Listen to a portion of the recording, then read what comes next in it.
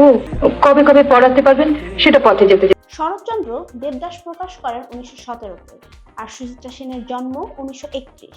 খুব বেশি কিন্তু ফারাক নেই। দেবদাসের পার্বতী হয়ে ওঠার জন্যই হয়তো জন্ম নিয়েছেন সুচিত্রা। এমন বললে কি বাড়াবাড়ি হয়ে যায়? মোটেও না, কারণ মহানায়িকাকে কোনো বিশেষণেই ব্যাখ্যা করা যায় না। সাধারণ ঘরের রমা দাশগুপ্ত আর 10টা বাঙালি গৃহিণীর মতোই স্বামীর সংসার করছিলেন, কিন্তু স্বামী দীপনাথের সাথে স্টুডিওতে ঘুরতে গিয়ে পিছনে ফেলে আসলেন রমা দাশগুপ্তকে।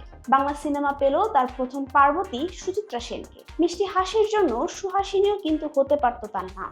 স্বামীকে অমান্য করেই চলচ্চিত্রের খাতিরে নাম নিলেন সুচিত্রা। রমা সেনের প্রথম সিনেমা শেষ কোথায় মুক্তি পায়নি, তবে 1952 সালে 7 নম্বর কয়েদি দিয়েই টলিউডের যাত্রা শুরু করেন। সেই বছরেই মীরেন লাহিড়ীর কাজরি সিনেমায় তিনি সুচিত্রা সেন নামে আত্মপ্রকাশ করেন। 1953 সালে 74.5 সিনেমার মাধ্যমে মহানায়ক উত্তম কুমারের সঙ্গে প্রথম জুটি বাঁধেন। এরপরের ইতিহাস তো সবার জানা। মহানায়ক আর মহানায়িকা মিলে পাল্টে দিলেন বাংলা সিনেমার চেহারা। নানি দাদি কাউকে জিজ্ঞেস করে দেখবেন জুটি বলতে তখন তারা উত্তম সুচিত্রাকেই বুঝত।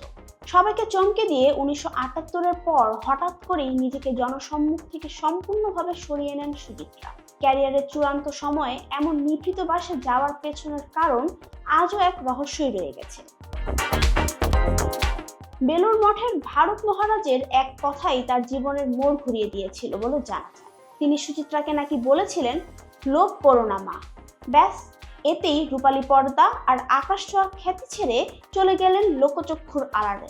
যেমন হঠাৎ করে হয়ে উঠেছিলেন রমা থেকে সুচিত্রা, ঠিক তেমনি নিভৃতে চলে গিয়েছিলেন। তবে এখনো সিনেমা প্রেমীর অন্তরে রয়ে গিয়েছেন উজ্জ্বল নক্ষত্র হয়ে, যে নক্ষত্রের মৃত্যু নেই।